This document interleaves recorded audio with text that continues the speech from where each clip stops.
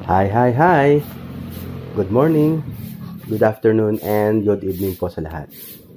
So just want to share with you guys yung aming daily activities dito sa aming munting tindahan.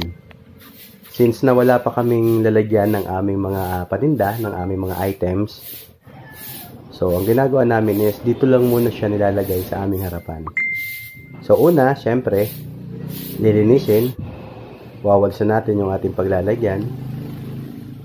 Then, kapag okay na siya, so, ire-ready natin yung ating mga patungan. So, ayan. So, meron tayong ginawang inassemble dyan.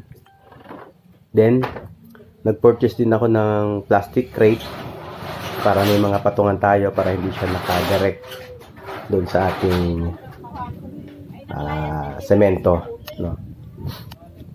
So, after mailatag nyan, so, one by one, ilalabas na namin yung aming mga items. Yung aming mga paninda. So, one by one, i-arrange siya. One by one, isasalansan siya ng sama-sama. Sama-sama yung mga pagkain sa aso, sama-sama yung pagkain sa pusa, sa ibon, no? Sa manok. Siyempre, magkakadais yan. Magkaka-grupo sila. Para madali siyang although maliit pa lang naman yung area ko. So, mas makakaganda yon kasi nga alam mo ko saan kukunin ka agad.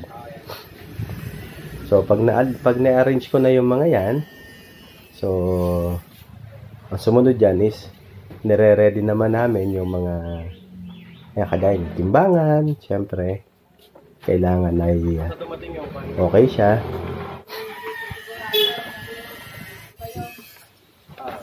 So, pag nire-ready namin yan, ang sama-sama siya.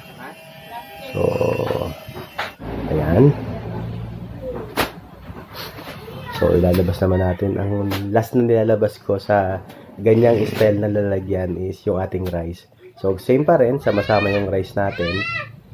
Pero yung mga bukas, yung mga open sacks natin, nasa likod ng aming inassemble na rack, na wooden rack. Ayan. So, hindi lang siya kita rito, pero naandyan siya sa likod noon. Yung mga bukas na sako ng ating bigas. So, ayan, kapag okay na siya, so, ang susunod dito is ilalabas ko naman yung mga panabit natin. So, dahil sa aming tent na pasira na, so, may mga ilalim naman yan na pwedeng pagsabitan. So, ilalabas natin yung mga tali sa manok, bayong, pugad, yan, yung mga gamot, no? So, mga nakahang, yung mga nakahang na item, so, dyan namin nilalagay, dyan namin sinasabit. At ito ay paulit-ulit namin ginagawa. So, araw-araw, ito siya, ilalabas, paggabi, ipapasok. At may time pa na minsan pag umuambon o lalo na pag umuulan, pinapasok namin yan, syempre. Delikado, baka masira ang mga paninda natin, no? So, kailangan safety pa rin ng mga paninda. Safety pa rin ng mga item na bibili ng ating mga suki.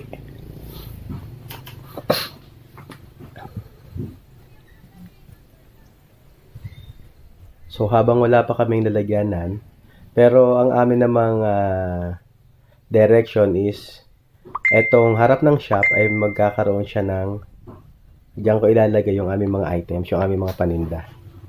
So, ipapapanday ko po yan. So, sa ngayon, since na wala pa lang pera, so, pansamantala, yan muna. So, ayan, ready na po tayo. So, pasyal-pasyal lang po tayo dito sa Marahan Dos para masubukan po ang aming rice, feed, and poultry supply sa Bidalyon Sari-Sari Store. So, muli po, maraming salamat po sa lahat po ng sumusuporta sa aming munting negosyo. At makakaasa po kayo na magandang serbisyo po ang aming ibibigay sa inyo. Muli po, maraming salamat po sa inyong lahat. Yun na lang po, and God bless.